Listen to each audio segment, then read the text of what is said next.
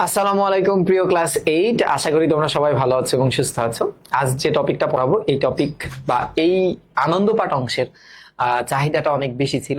বাংলা প্রথম পত্রে অনেকখানি অংশই আমরা শেষ করে ফেলছি। আমরা যত সম্ভবত 13টা 20টার ভিতরে 13টা গদ্য পদ্য পড়ে ফেলছি। এখন তোমরা চাচ্ছিলে অনেকদিন ধরে যে কাকতারুয়া যাতে পড়ানো হয় বা আনন্দ পাঠ যাতে পড়ানো হয়, তো প্রথম যে রচনাটা সেটাই তো কাকতারুয়া। চলো আমরা কাকতারুয়াটা পড়ি আজকে। দেখে তোমাদের কি মনে হয় বলো তো? তোমরা আগে কেউ পড়ছো এটা? এটা তো মনে হতে পারে একটু ভূতের গল্প, তাই না? চলো আজকে ভূতের গল্পটা তোমাদেরকে পড়াই। রাহিম আছে আমাদের সাথে, আমি একটু সবাইকে মেনশন দিই। আহ চলে আসো সবাই।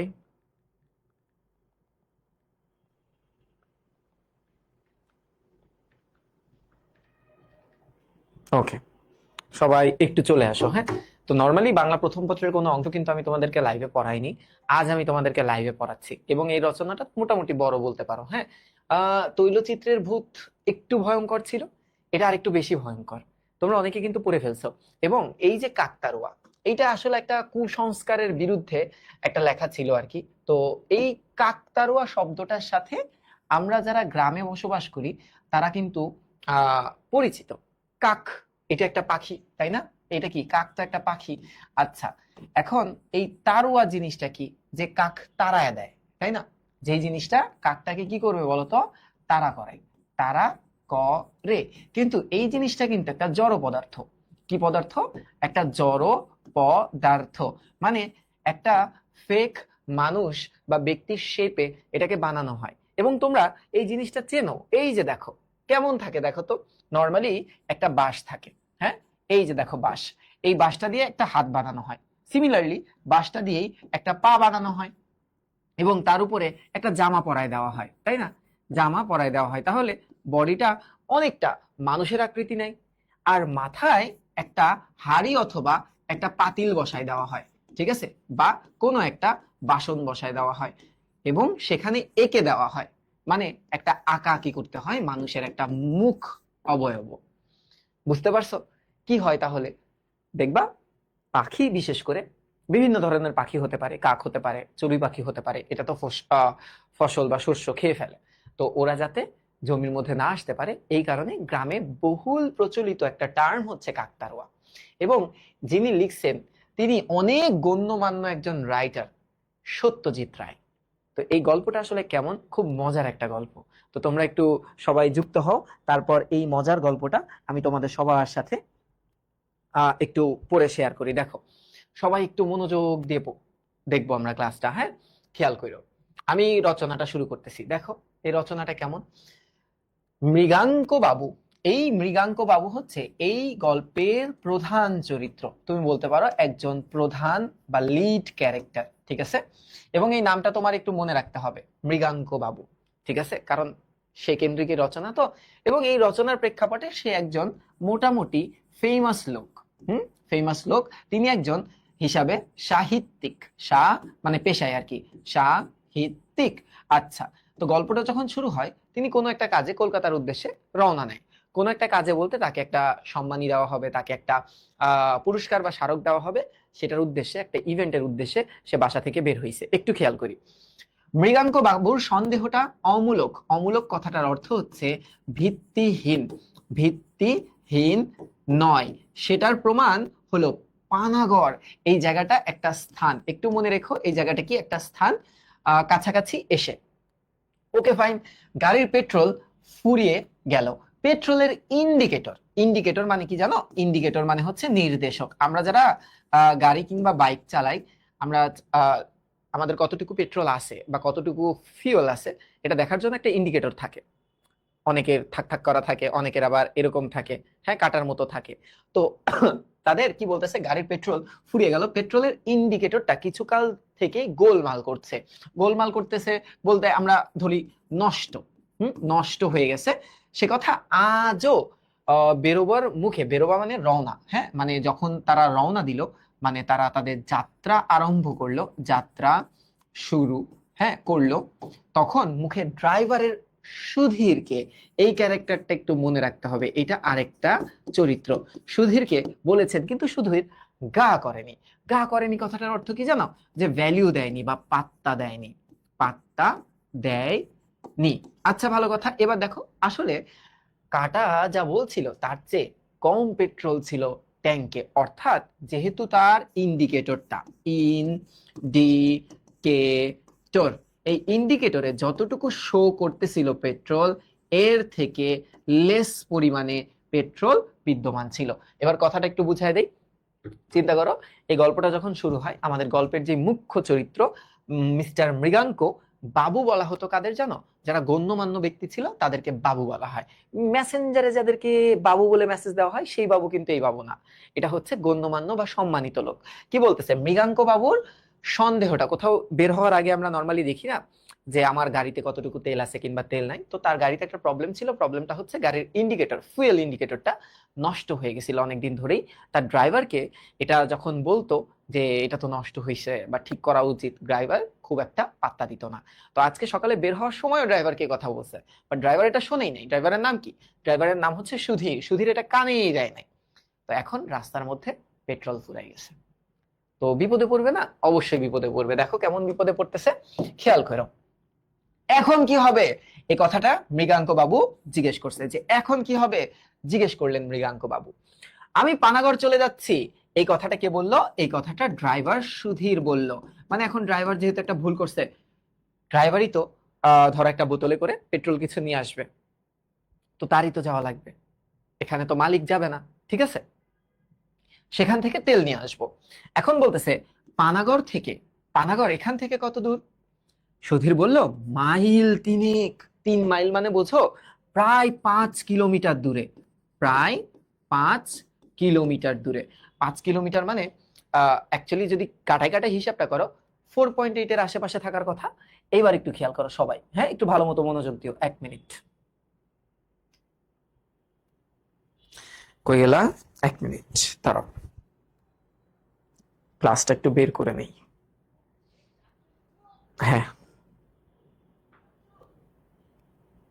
খুব মজার গল্প, এটা খুব মজার। এবার একটু দেখো। ওকে, তার মানে তো 2-2.5 ঘন্টার পথ। তার মানে তুমি চিন্তা করতেছো যে 3 মাইল যেতে কতক্ষণ লাগে। শুধু তোমার দোষে এটা হলো। এখন আমার অবস্থাটা কি হবে ভেবে দেখেছো?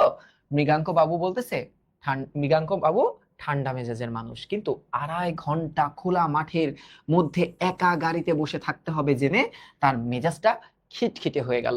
এখন তোমাদের পরীক্ষা একটা কোয়েশ্চেন আসবে যে কেন মৃগাঙ্ক বাবুর মেজাজটা গরম বা খিটখিটে হয়ে গেল।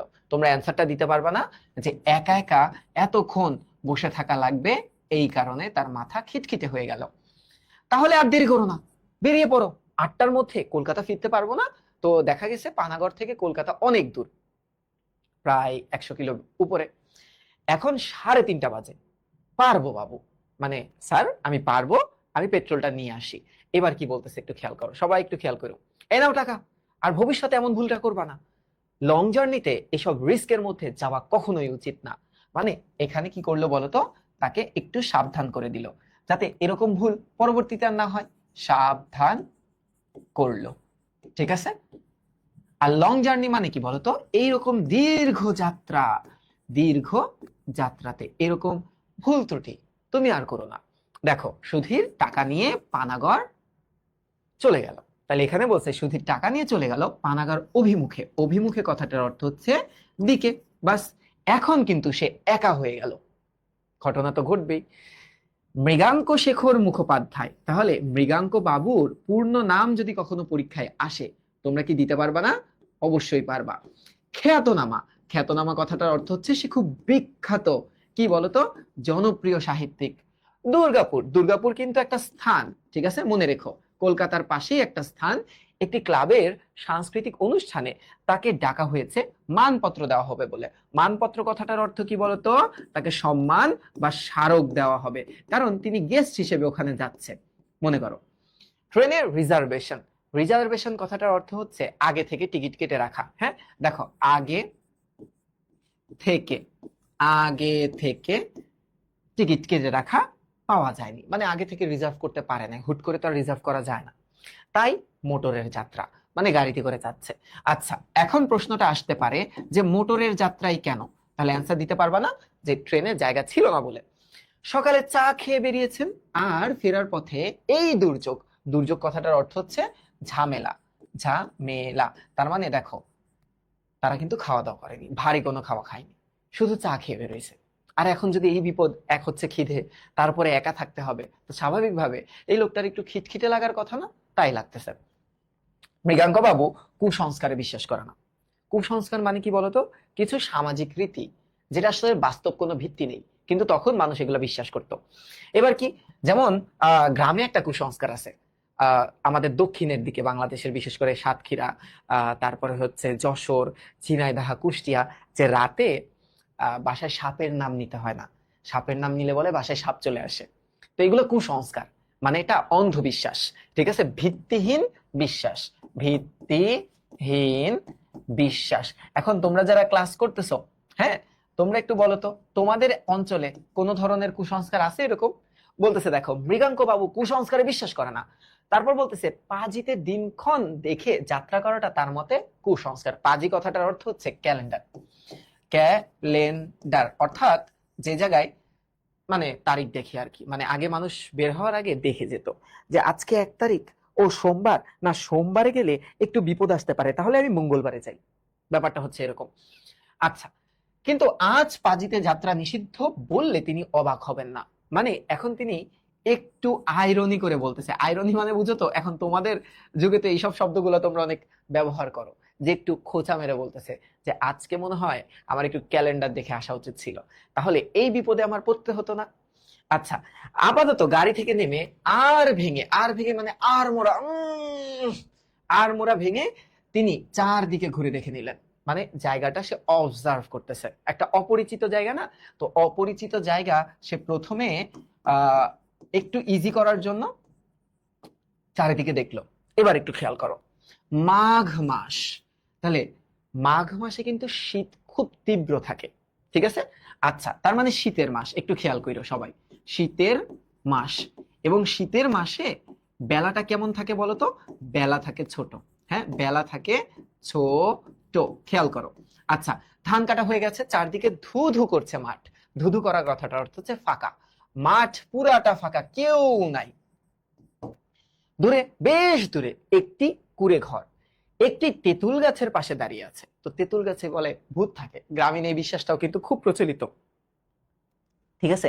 গ্রামীণ এই বিশ্বাসটাও অনেক বেশি আহ পরিচিত। এবার একটু দেখো, হ্যাঁ, কমেন্ট করার দরকার নেই। এছাড়া বসতির কোনো চিহ্ন নাই। বসতি মানে কি বলতো? বসত বাড়ি, এটাকে বলা হয় বসত বাড়ি।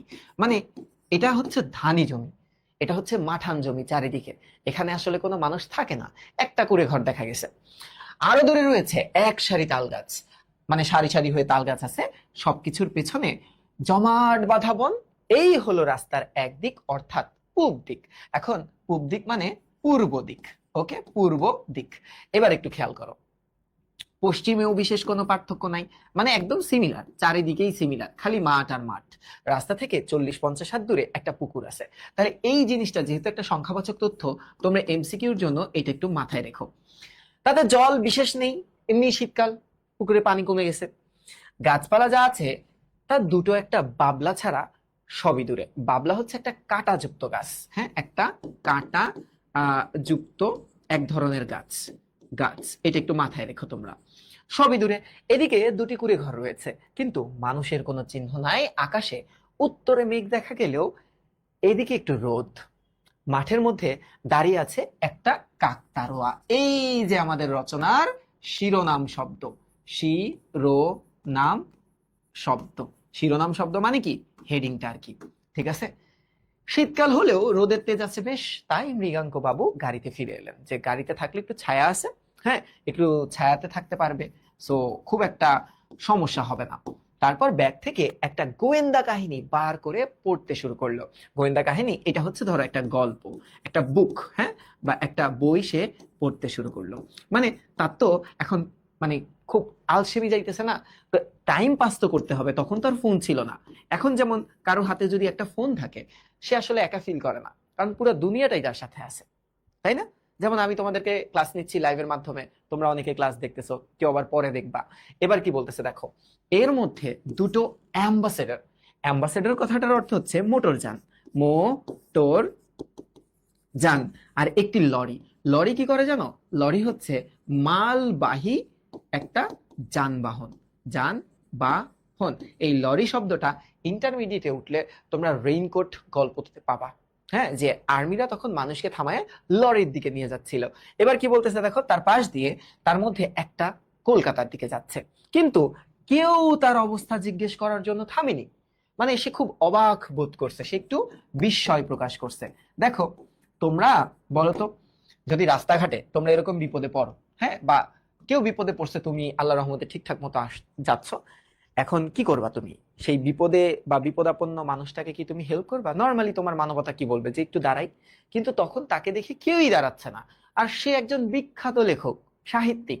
এখন দেখো বলতেছে বাঙালিরা এই ব্যাপারে বড় স্বার্থপর হয়। তাহলে একটু দেখো তো কোন ব্যাপারে তারা স্বার্থপর হয়? অন্যকে সহযোগিতা করার দিক, অন্যকে সাহায্য সাহায্য করার দিক থেকে, দিক থেকে ওরা একটু স্বার্থপর হয়। দেখো নিজের অসুবিধা করে পরের উপকার তাদের কুষ্টিতে লেখা থাকে না। কুষ্টিটা কি? এখানে খুব সুন্দর মতো শব্দার্থে লেখা আছে, একটু দেখো, আমি তোমাদের এই শব্দার্থ থেকেই এই জিনিসটা একটু বুঝাই দিই, হ্যাঁ, তাহলে তোমাদের বুঝতে একটু সুবিধা হবে। দেখো এই যে কুষ্টি শব্দটার অর্থ কি, এই দেখো, হ্যাঁ, নবজাতক অর্থাৎ নতুন জন্মগ্রহণ করা, নতুন জন্ম নেওয়া শিশু, ওকে, শিশুর ভবিষ্যৎ বাণী যেখানে লেখা হয়। মানে এটাও তৎকালীন মানুষের একটা বিশ্বাস ছিল হিন্দু সমাজে, ঠিক আছে, যে সে বড় হয়ে কি করবে না করবে, এই ব্যাপারগুলা একটা ধারণা, এই ব্যাপারগুলার একটা ধারণা জন্মের পর অর্থাৎ আগে থেকেই লিখে রাখা হতো, লিখে রাখা হতো, বুঝতে পারছো? লিখে রাখা হতো, এটা হলো কুষ্টি। তো এখন সে এই কথাটা কেন বলছে জানো? সে এই কথাটা কিন্তু একটু ব্যঙ্গার্থে বলছে, মানে বাঙালিদের সাথে মজা নিয়ে এই কথাটা বলছে।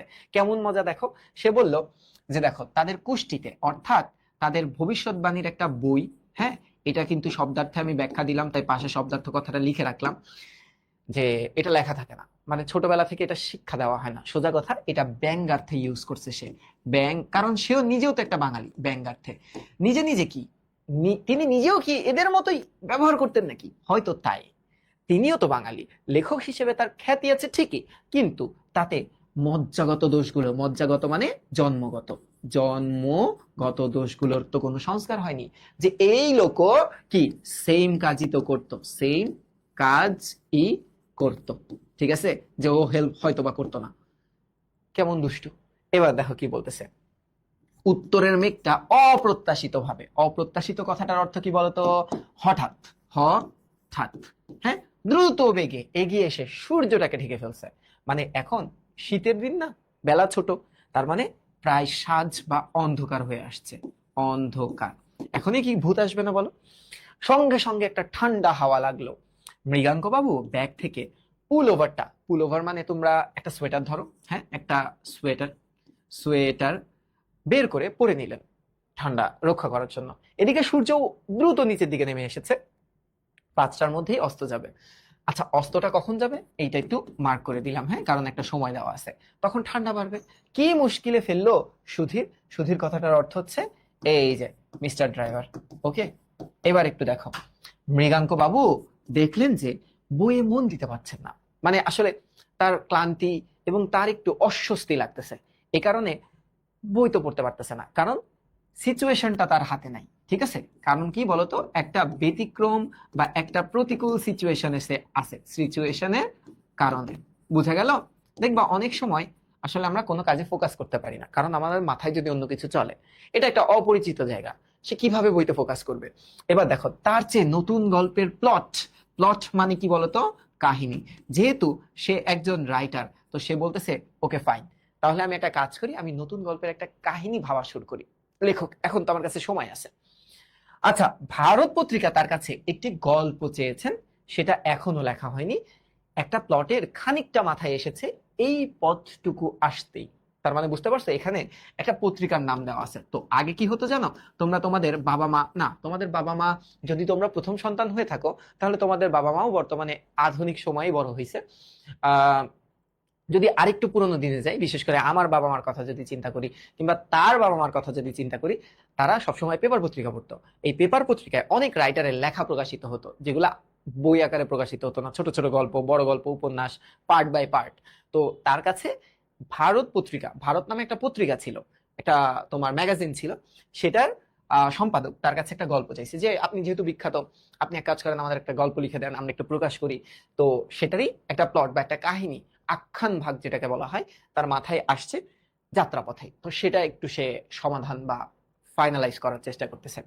আচ্ছা, মৃগাঙ্ক বাবু নোটবুক বার করে কয়েকটা পয়েন্ট লিখে ফেললেন। দেখো, এখন কিন্তু মজার কাহিনী আছে।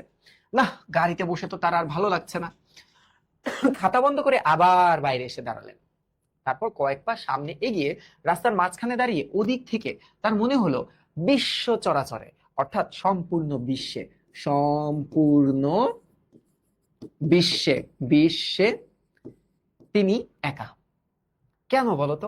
কারণ চারপাশে তো আর কেউ নেই, চারপাশে কেউ না থাকার কারণে। ঠিক আছে, এইবার একটু দেখো, এমন একা তিনি কোনো দিন অনুভব করে না। তার খুব না মানে খারাপ লাগতেছে যে আমি এত একা, কি করব, কোথাও মনোযোগ দিতে পারতেছি না।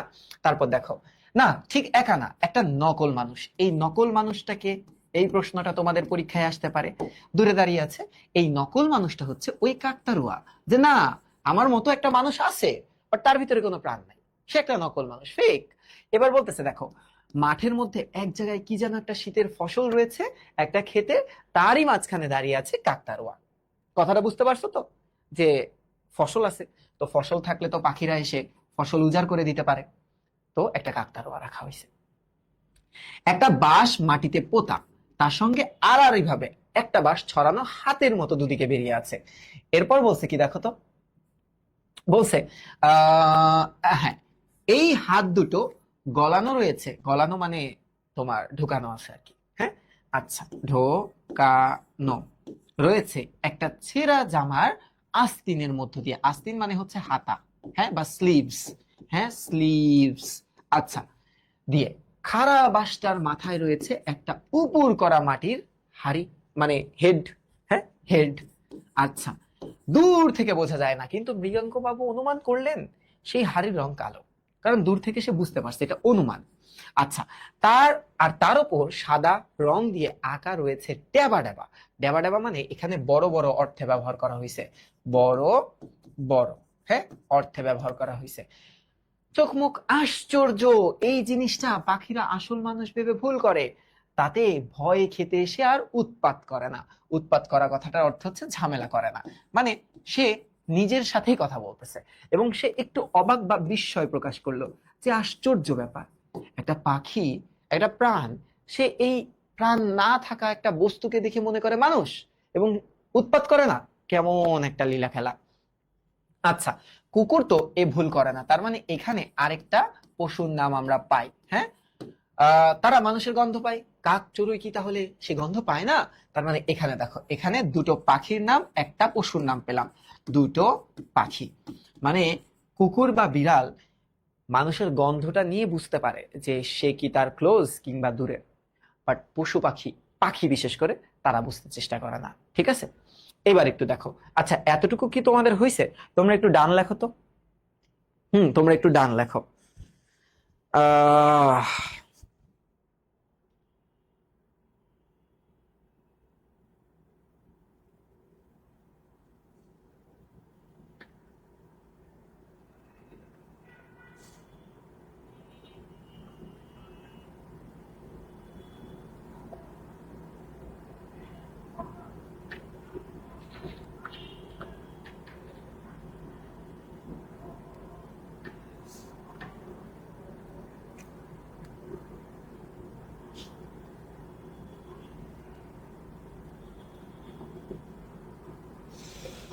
উম, ঠিক আছে, ওকে, ফাইন। এইবার একটু দেখো, মেঘের মধ্যে একটা ফাটল দিয়ে রোদ এসে পড়লো কাকতাড়ুয়ার গায়ে। আমাদের এখানে মেঘ গর্জন করলো মনে হয় আকাশে, শুনতে পাইছো? হয়তোবা বৃষ্টি হবে। যাই হোক, তোমাদের ক্লাসটা শেষ করে আমি যাব আমার বাইক সার্ভিসিং এ দেওয়া ছিল ওটাকে আনতে, তারপর আবার বাইকটারে উড়ে আসা লাগবে অফিসে কিংবা বাসায়। রাত 10টায় আরো একটা ক্লাস আছে।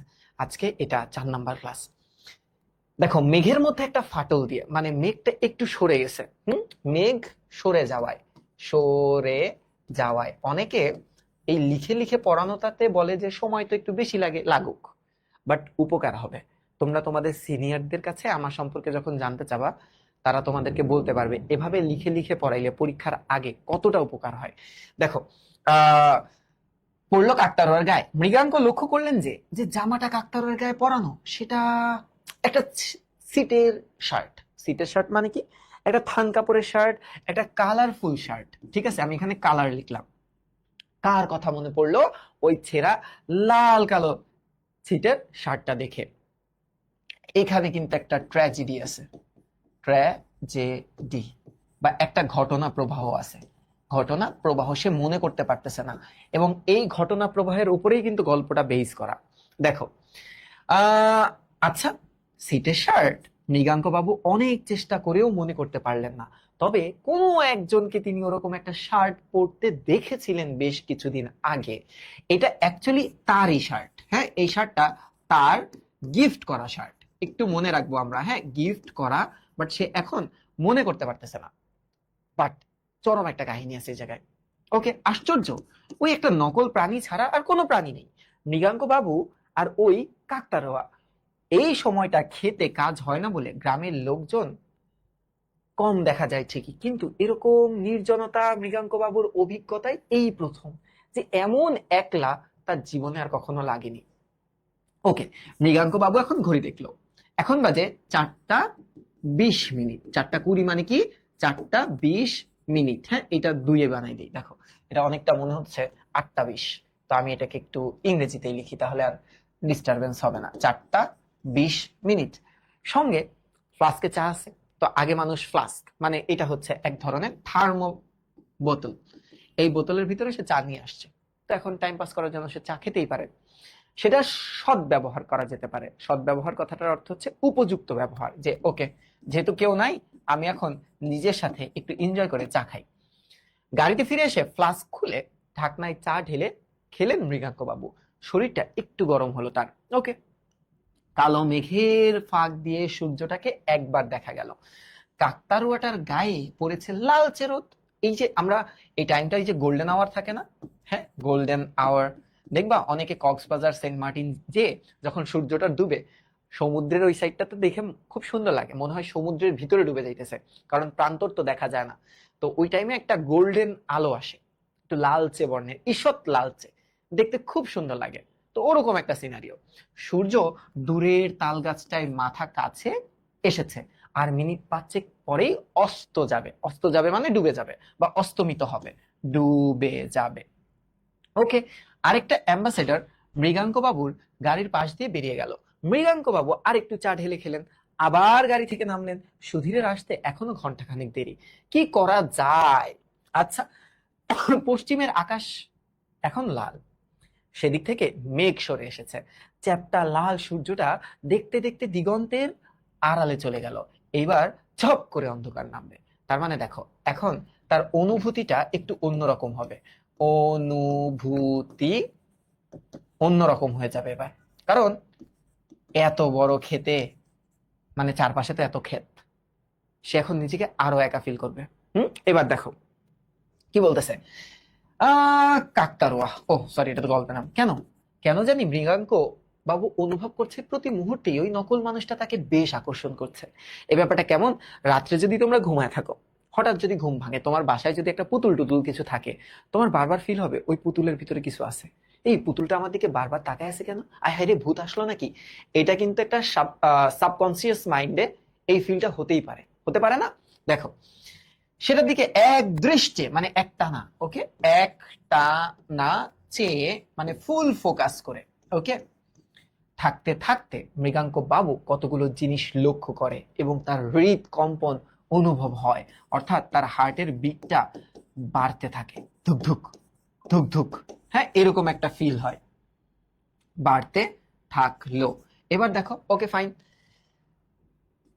ওটার চেহারায় সামান্য পরিবর্তন হয়েছে নাকি? হাত দুটো কি নিচের দিকে নেমে এসেছে নাকি? দাঁড়ানোর ভঙ্গিটা কি আরেকটু জ্যান্ত মানুষের মতো হলো নাকি? খাড়া বাঁশটার পাশ দিয়ে আরেকটা বাঁশ দেখা যাচ্ছে নাকি? তার মানে কি ও দুটো বাঁশ কি দুটো, নাকি ওই দুটা ঠ্যাং? মানে নর্মালি কাকতাড়ুয়া তো দুই পা থাকে না, একটা বাঁশের উপরেই দাঁড়ায় থাকে, তার ফিল হইতেছে বাকি দুইটা। এটাই হচ্ছে সাবকনশিয়াস মাইন্ড, যে মাইন্ডের ভিতরে অনেক কিছু চলতে থাকে। হ্যাঁ, অবচেতন মন। এবার কি বলতেছে দেখো, মাথার হাড়িটা একটু ছোট মনে হচ্ছে না? আচ্ছা, কি এই তেপান্তরে, তিনি কি এই তেপান্তর, তেপান্তর মানে কি জানো? তিন প্রান্তরের, তিন বা তে মানে তিন, প্রান্তরের সমাহার। যখন একসাথে অনেকগুলা প্রান্তর, বিশেষ করে তিনটা প্রান্তর এসে মিলে যায়, সেটাকে আমরা বলি তেপান্তর। একা দাঁড়িয়ে থাকতে থাকতে তার চোখে কি কোনো ভুল হলো নাকি? কাকতাড়ুয়া কখনো জ্যান্ত হয়ে ওঠে? কখনোই না।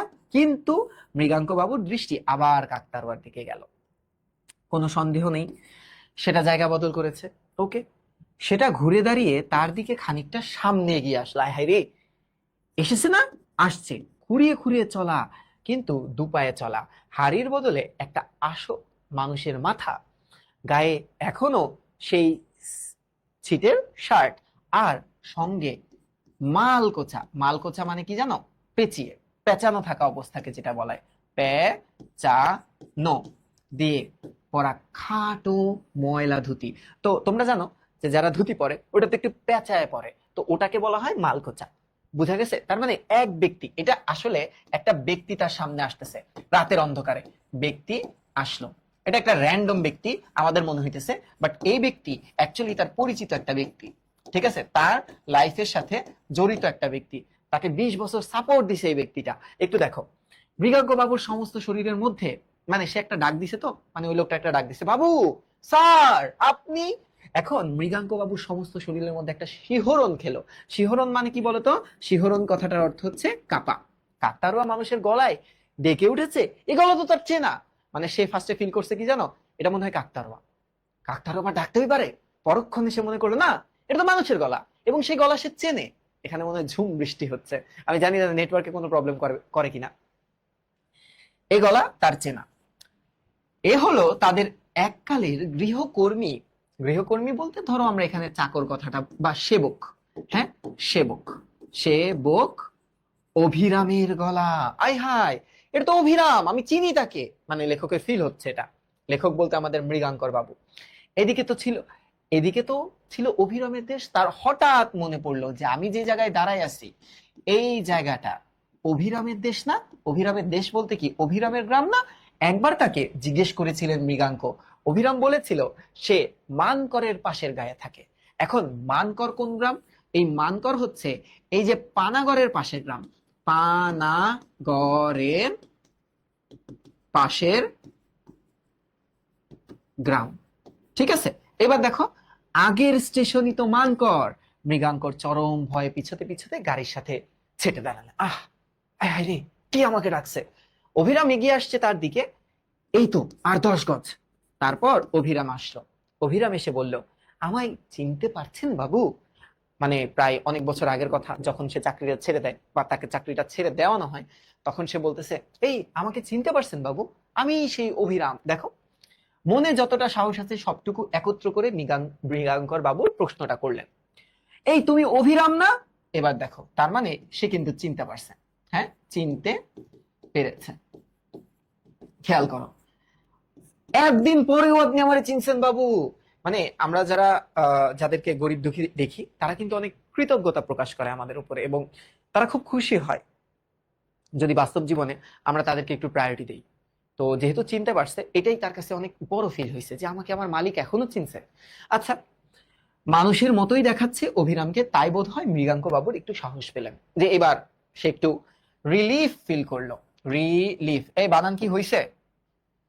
যদি ভুল যায় তাহলে আমাকে ক্ষমা সুন্দর দৃষ্টিতে দেখো।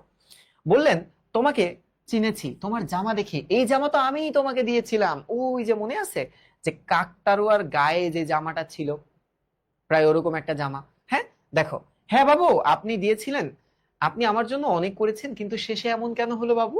এই দেখো, এখানে তার মনে একটা ছোট্ট করে ক্ষোভ জমা আছে। কি জমা? ক্ষোভ জমা আছে। সে বলল, আমি তো কোনো দোষ করিনি। আপনারা আমার কথা বিশ্বাস করলেন না কেন? তার মানে কোনো একটা ঘটনা ঘটনা ঘটেছিল, বুঝছো? কোনো একটা ঘটনা তখন ঘটেছিল। আকাশে তো ধুমায়া ঝড় হইতেছে রে। আচ্ছা, যাই হোক, মৃগাঙ্ক বাবুর মনে পড়লো 3 বছর আগের ঘটনা।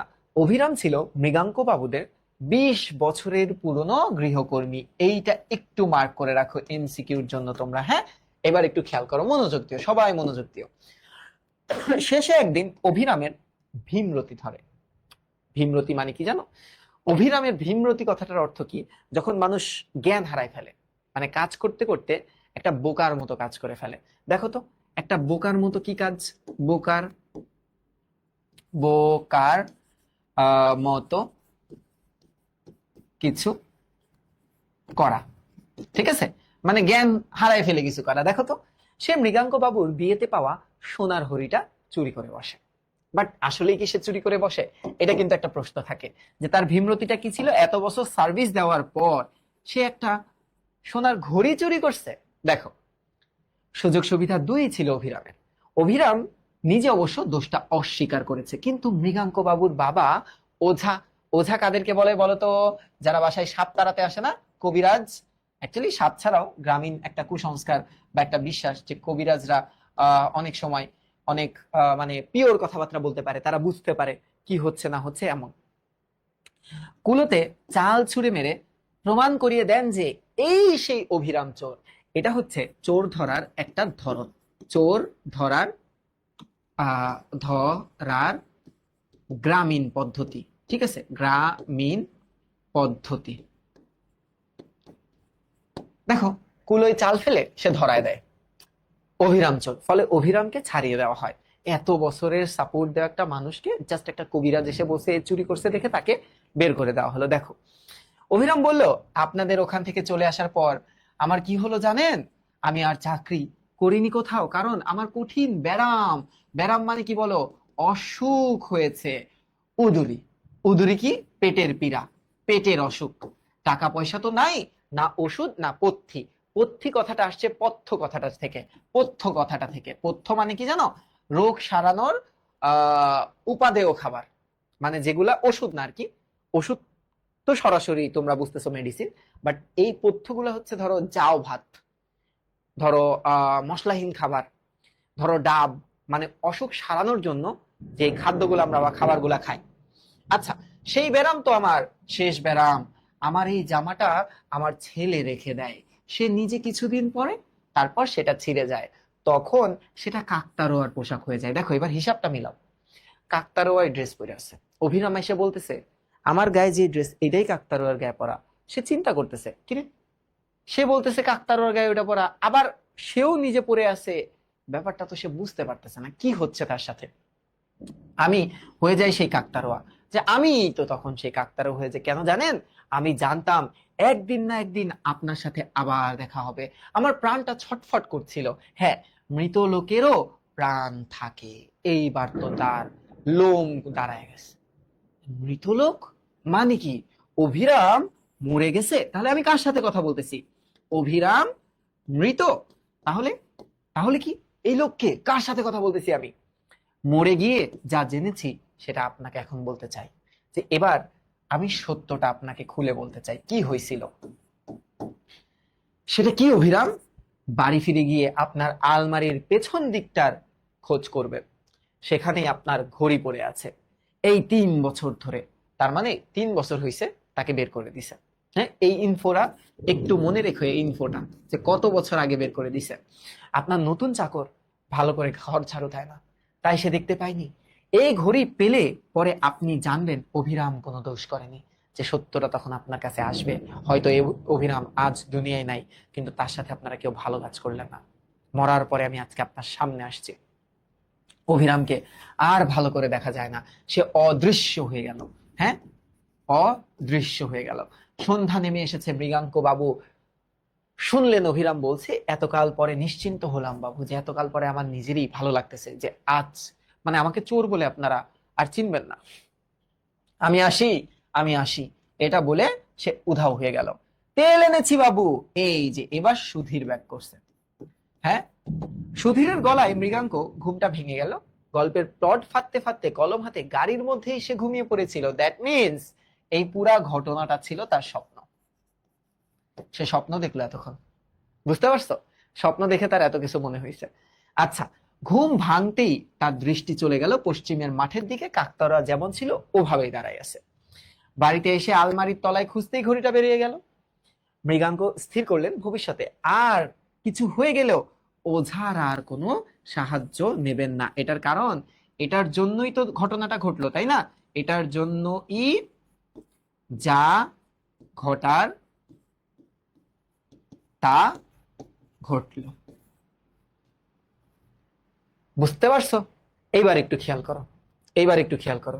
সত্যজিৎ রায় 1921 সালে জন্মগ্রহণ করেন। তার পূর্ব প্রজন্মের ভিটা ছিল কিশোরগঞ্জের কটিয়াদি উপজেলার মসুয়া গ্রামে। সত্যজিৎ রায় একজন চলচ্চিত্র নির্মাতা, চিত্রনাট্যকার, শিল্প নির্দেশক, সঙ্গীত পরিচালক ও লেখক। তিনি 20 শতকের শ্রেষ্ঠ চলচ্চিত্র নির্মাতাদের একজন এবং তিনি কিন্তু অননারী অস্কার পায়। এবং তার নির্মিত প্রথম চলচ্চিত্র পথের পাঁচালী, এটা কিন্তু বিভূতিভূষণ বন্দ্যোপাধ্যায় লিখছে। পথের পাঁচালী, যেটার একটা সিনারিও তোমরা পড়বা। অপু এবং দুর্গার যে ঘটনাটা, সেটা হচ্ছে আমাটির ভেপু, ক্লাস 9-10 উঠলেই পড়বা। 55 সালে বহু আন্তর্জাতিক পুরস্কার লাভ করে। চলচ্চিত্র নির্মাণের বাইরে তিনি ছিলেন একাধারে কল্প কাহিনী লেখক, প্রকাশক, চিত্রকর। তিনি ছোট গল্প, উপন্যাসও রচনা করছেন। তার সৃষ্ট জনপ্রিয় চরিত্র গোয়েন্দা, এই যে ফেলুদা এবং প্রফেসর শঙ্কু। 1992 সালে তিনি মৃত্যুবরণ করেন। দেখো পাঠ পরিচিতিটা বলতেছে কি, কাকতাড়ুয়া গল্পে সত্যজিৎ রায় কুসংস্কারের ক্ষতিকর দিক তুলে ধরছে। বিশেষ পরিস্থিতিতে মানব মনে বিচিত্র সব অনুভূতির প্রকাশ ঘটতে পারে। গল্পে একটি অনুষ্ঠান শেষে ব্যক্তিগত গাড়িতে করে কলকাতায় ফিরছিল লেখক মৃগাঙ্ক। পথে গাড়ির পেট্রোল ফুরিয়ে যাওয়ায় গাড়ি থামিয়ে ড্রাইভারকে তেল আনতে যান। এই অবকাশে মৃগাঙ্ক বাবুর চোখ পড়ল ধুধু মাঠে দাঁড়িয়ে আছে একটা কাকতাড়ুয়া। তিনি লক্ষ্য করলেন কাকতাড়ুয়ার গায়ে পরানো আছে 3 বছর আগের তাড়িয়ে দেওয়া গৃহকর্মী অভিরামের লাল কালো ছিটের শার্ট। ওঝার কথায় মৃগাঙ্ক বাবা স্বর্ণের ঘড়ি চুরির অভিযোগে তাকে বাড়ি থেকে বের করে দিয়েছিল। অভিরাম নিজের বাড়িতে এসে অর্থ কষ্টে রোগে মারা যায়। সেই অভিরাম কাকতাড়ুয়া রূপে লেখককে জানায় আলমারির পেছন দিকটায় ঘড়ি এখনো পড়ে আছে। আসলে ঘুমের ঘরে স্বপ্ন দেখছিলেন মৃগাঙ্ক। বাড়ি ফিরে তিনি আলমারির তলা থেকে ঘড়িটা খুঁজেও পেলেন অভিরামের মাধ্যমে। এটা একটু মনে রেখো, মৃগাঙ্ক বাবুর প্রাপ্ত তথ্য সত্যিকার অর্থে অবচেতনে লুকিয়ে থাকা সত্যেরই বহিঃপ্রকাশ, মানে সাবকনশিয়াস মাইন্ডের বহিঃপ্রকাশ। তিনি বুঝতে পারলেন ওঝার কথা ঠিক ছিল না। তাই মৃগাঙ্ক বাবু সিদ্ধান্ত নেন ভবিষ্যতে কোনো ওঝার সাহায্য নেবেন না। কুসংস্কারের প্রতি বিশ্বাস কখনো ভালো ফলাফল বয়ে আনে না। এটি আমাদের গল্পে সুন্দরভাবে প্রতিফলিত হয়েছে। আশা করি এই পুরা ব্যাপারটা তোমরা এখন ক্লিয়ার হতে পারছো এবং এই সুন্দর গল্পটা আমরা শেষ করলাম।